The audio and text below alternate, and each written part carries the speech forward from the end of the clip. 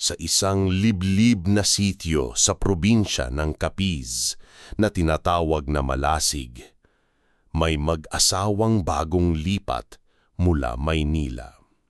Sina Rica at Jomar, parehong nagtuturo sa isang maliit na paaralan doon, ay masayang naghahanda para sa kanilang unang anak. Sa unang mga linggo, payapa ang kanilang buhay. Ngulit pagkalipas ng 3 buwan ng pagbubuntis ni Rica, nagsimula na ang mga kakaibang pangyayari. Tuwing hating gabi, naririnig ni Rica ang mahihinang kaluskos sa bubong nila. Parang may gumagapang.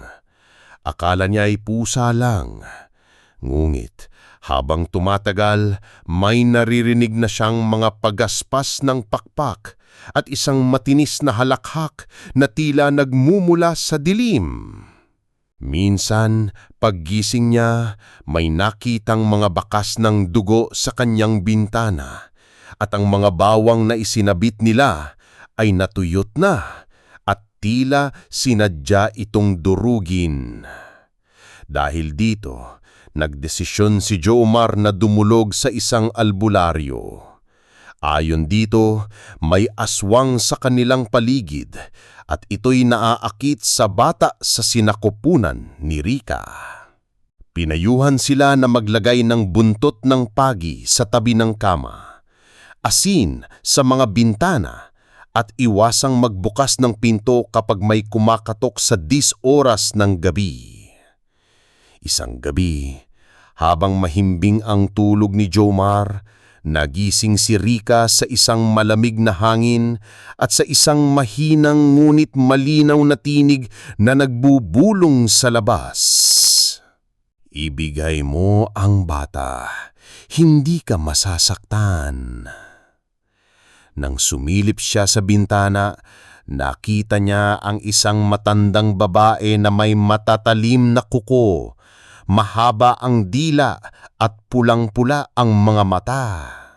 Mabilis siyang umatras at isinara ang bintana, ngulit hindi pa siya nakalayo nang bigla itong bumukas sa sarili nito, tila may lakas na hindi kayang pigilan.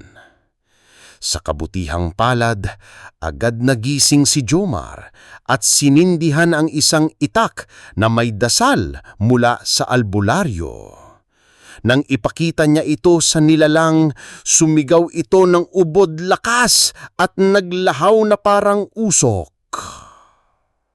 Kinabukasan, nakita ng mga kapitbahay ang mga patak ng itim na dugo papunta sa kagubatan.